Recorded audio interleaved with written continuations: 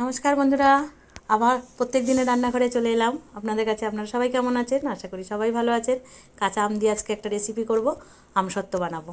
সেদ্ধ করে নিয়েছি আমটা, এখন এটা এই জালির মধ্যে ভালো করে হাত দিয়ে এটাকে ফলটাকে বার করে নেব। দেখুন, বার করে নিয়েছি। এখন এটা খুব ভালো করে জাল দিয়ে নেব। আমসত্ত্ব, কাঁচা আমের আমসত্ত্ব খুব সহজেই তৈরি হয়ে যায়। আমি এর মধ্যে চিনি দিচ্ছি, আপনারা গুড় দিতে পারেন, গুড় দিয়েও করতে পারেন খুব সহজে একদম। আমার রেসিপি যদি ভালো লাগে কমেন্ট সাবস্ক্রাইব করে দেবেন। আমি পরিমাণ মতন চিনি দিয়ে দিলাম।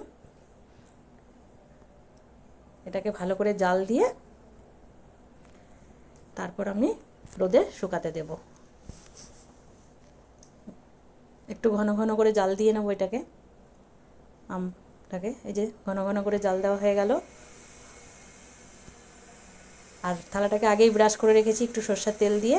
আর আগে দেখানো হয়নি, আমি একটু চিলি ফ্লেক্স আর একটু বিট লবণ দিয়েছি এর মধ্যে। টেস্ট খুব সুন্দর টেস্ট হবে, একটু ঝাল ঝাল মিষ্টি মিষ্টি।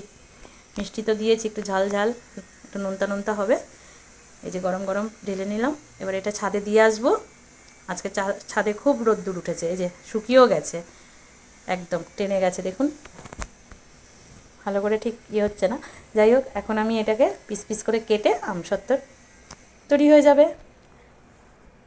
আমার রেসিপি ভালো লাগলে যে দেখুন কি সুন্দর পিস পিস করে